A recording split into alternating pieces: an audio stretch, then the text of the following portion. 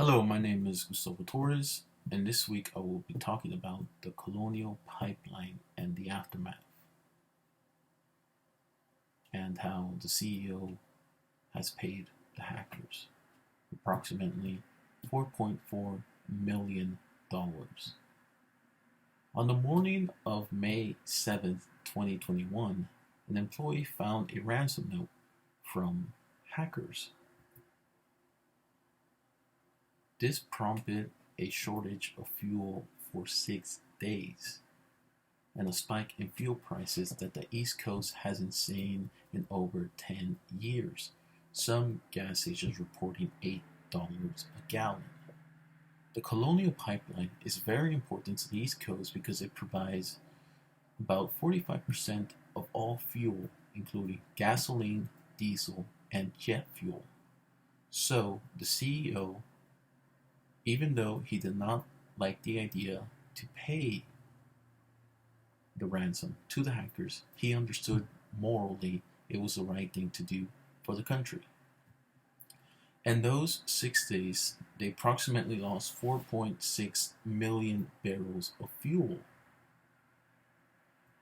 But the CEO states that he had his hands tied, even though the FBI strongly recommends not to pay the ransom because it encourages copycats in the future. The CEO of Colonial Pipeline understood the fuel shortages and the spike in fuel that was happening. So he accepted to pay the ransom. Once the hackers received the ransom, they gave Colonial Pipeline the password, and everything was restored. But the FBI still says that do not pay the ransomware, and also that private companies need to pay more attention to cybersecurity, which Colonial Pipeline's cybersecurity team was ill-equipped. But there was a company called SolarWind, and they did exactly what the FBI says you're supposed to do, but they were still hacked. So, if Congress acts and passes laws, hackers are here to stay. Also, the FBI is saying that if private companies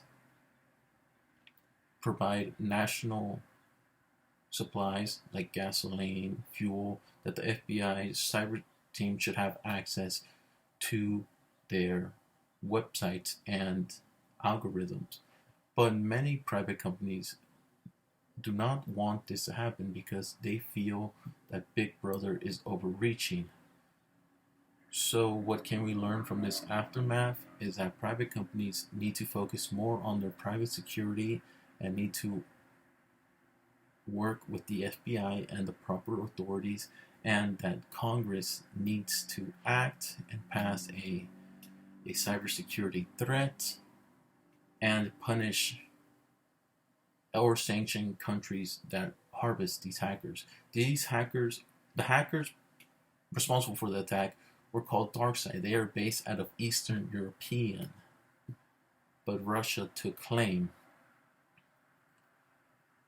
So overall, we need the government to act. If not, hackers, unfortunately, are here to stay, and copycats, because if they know they can attack big infrastructure, they know they will be paid. Take care.